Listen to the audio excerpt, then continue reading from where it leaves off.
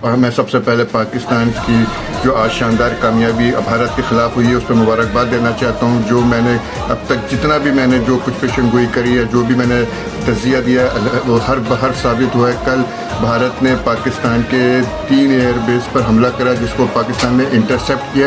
نہ صرف انٹرسیپٹ کیا بلکہ اس کو آج ریٹیلیٹ کرا.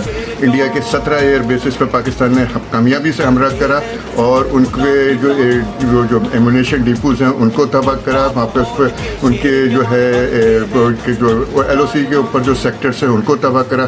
نہایت ہی شاندار طریقے سے بھارت کو منہ توڑ جواب دیا ہے. آج اب بھارت جو ہے نا, پاکستان نے اس طرح جواب دیا کہ بھارت گھٹنے پر آ گیا. آج آپ ان کا میڈیا اٹھا کر دیکھ لو, جو خود کہہ رہے ہیں کہ ہم پاکستان سے جنگ نہیں چاہتے ہیں. جس طرح وہ بڑی بڑی باتیں اور جھوٹ کا دعوت دے رہے تھے, اللہ پاک نے ان کا غرور خاک میں ملایا اور پاکستان کی سپرمیسی دنیا پہ قائم کر دی ہے. پاک فوج کو میں کہہ رہا تھا نا کہ پاکستان پہ جس طرح جب حملہ کرے گا تو پھر اس کو روکنا مشکل ہو جائے گا, اور آج پاکستان نے ثابت کر دیا ہے. ان کے ایئر بیسز, ان کے ایمبونیشنز تباہ کر دیا ہے. پٹھان کوٹ پہ اور ہلوار ایئر فیلڈ کو تباہ کیا ہے. ربادانی پوسٹ تباہ کیا ہے. اودھمپور ایئر بیس تباہ کیے ہیں. مامور ایئر بیس کے اوپر پاکستان نے حملہ کرا ہے. میں صرف مبارکبادی دینے کے لیے میں نے یہ